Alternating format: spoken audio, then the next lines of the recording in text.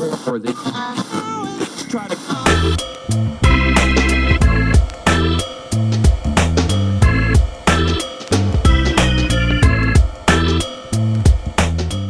Welcome to the Pittsburgh Business Version, where we interview successful business owners to educate the virgin segment of the population who are thinking about starting their own businesses.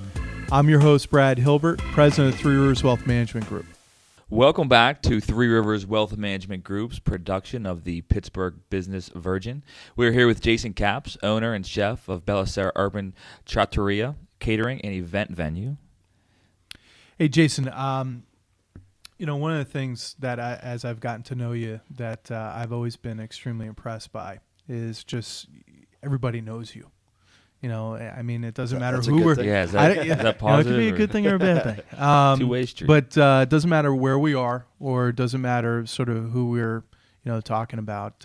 You know somebody, or somebody that knows that person. And I guess I think one of the most important things for business owners is obviously, we were talking about in the break revenue, and revenue doesn't equal necessarily profit, but certainly you got to drive the top line if you want to drive the bottom line. And I think one of the keys to that is client acquisition and getting people through the door. And one of the things that's most impressive about your, especially for your catering business, is the fact that you're always booked like a year to 2 years out every weekend, which just blows my mind. God forbid someone actually wants to get married within the next 6 months and wants to use your facility. Frankly, it's just funny, not to interrupt, but the wedding we did this past Saturday at the banquet hall, they booked 3 years to almost to the day. For that date. That's unreal. Yeah. I mean, that's and not that and they're still together. No, they still got married. Yeah, they just got married Saturday. Yeah. So it's interesting. Not that a typical cycle is that long, but and not that we're booked every weekend, even 6 months from now. But But it's got to feel good looking at the calendar and seeing sort of that revenue on the book. So absolutely. I guess my question, and the reason why I led in with that is talk to me about your marketing approach and sort of what some of your philosophies are. Well, definitely on top of the marketing, and marketing doesn't necessarily have to equal a ton of money. We do advertise a little bit. We like to be seen in Table Magazine because it's a food-related magazine. So I think every business has their industry and a key positioning for some bit of advertising in that manner. World Magazine's another one, just another, not to endorse either of those, but they're both good publications. They're local to the Pittsburgh market, and we feel like we get good exposure. That's they can cut me a check for this video anytime. Okay. I'll let them know. But the other marketing stuff that we do is I spend a lot of time working on newsletters, email blasts. I have a great ad designer, graphic guy that does the HTML work for the newsletters. So it's mostly my creative and mixed with his technical that comes out across as a nice graphic or interesting. I feel like it needs to be fresh, exciting, interesting. Otherwise, if it's, here's the 77th piece of spam you get today, please read on. And then it's, solid text for, 4 screen scrolls. People start getting numb. Yeah, after a while. You've got people's attention for literally sometimes under a minute, particularly in the computer world. So we just try to make it have high impact. We try to reach the right people. I feel like I'm always marketing myself or selling.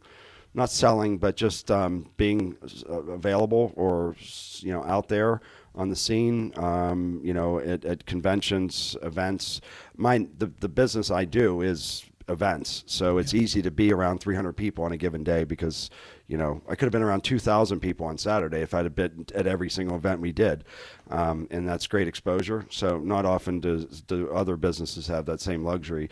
But for me, they say in my world, you're only as good as the last event you did.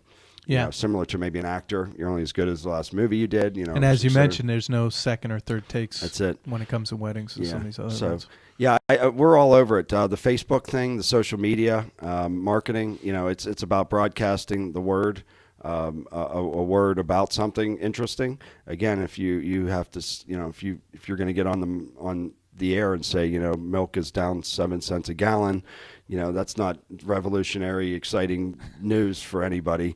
If you have some hot new topic or brand or something to sell, to talk to people about that's interesting or stimulating, I think then you're going to get people's ears to perk up. So we always try to keep it fresh, stay ahead of the curve, and kind of push the envelope and lead the way. Good example is we're a green certified restaurant.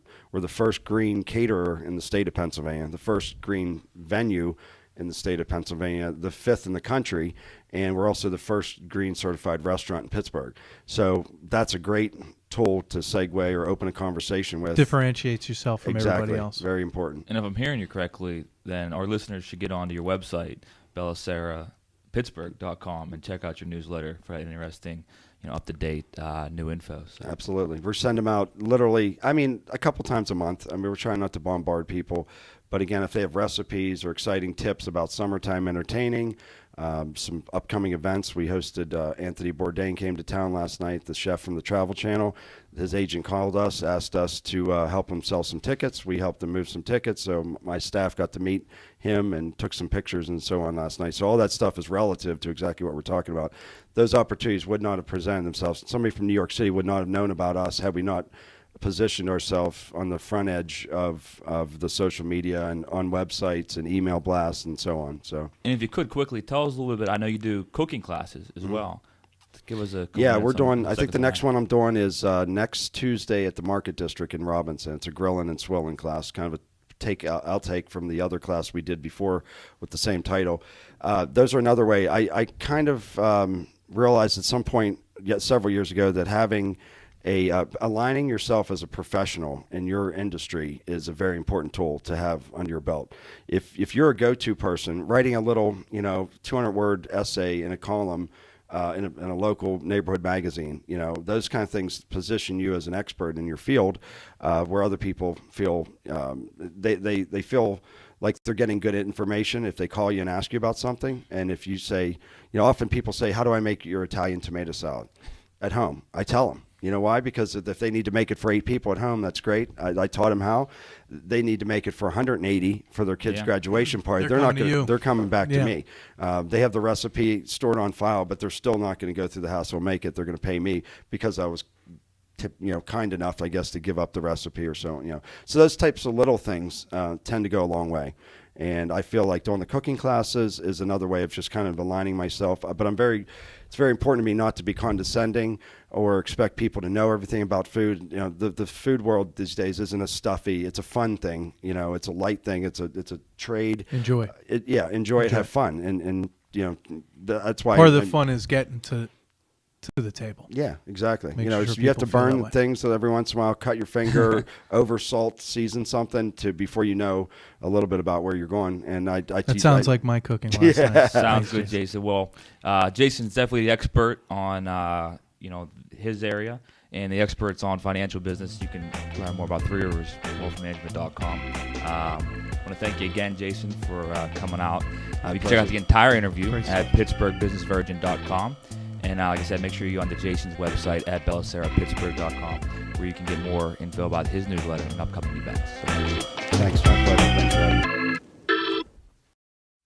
It's going, it's gone! Sound like the way your education and retirement funds have been going the last few years? Three Rivers Wealth Management Group, in Pittsburgh for Pittsburghers. TRWMG.com. That's TRWMG.com.